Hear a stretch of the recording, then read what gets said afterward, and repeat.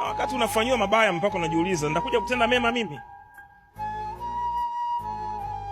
Ushapitia hiyo hali? Unafanyiwa mabaya na watu wa nyumbani mwako mpaka unajiuliza, hivi nitakuja kuwasaidia hawa? Kubali, ndo dunia hii.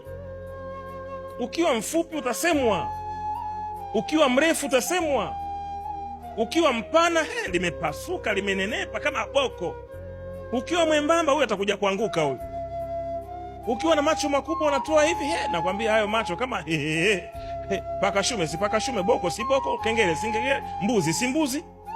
Ukiwa na vimacho huyu naye angezaliwa China tu huyu. Unaona vizuri? Ukiwa mwembamba huna chochote huko, haya muhindi anakuja jamani. Unaona? Haya Mungu basi kakujalia huyu na mzigo wake huo. Nini utakachokifanya katika dunia watu wasiseme? Miaka 10 iliyopita nilikuwa nalala chini mimi.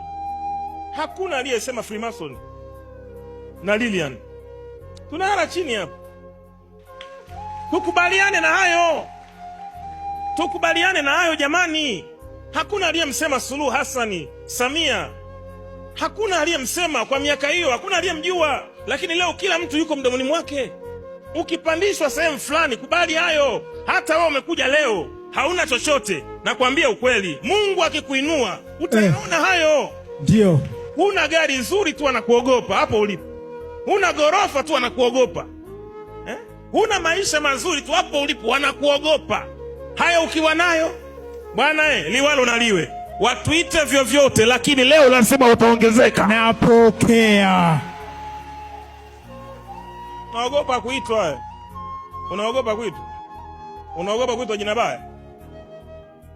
Unaogopa kuitwa jina baya?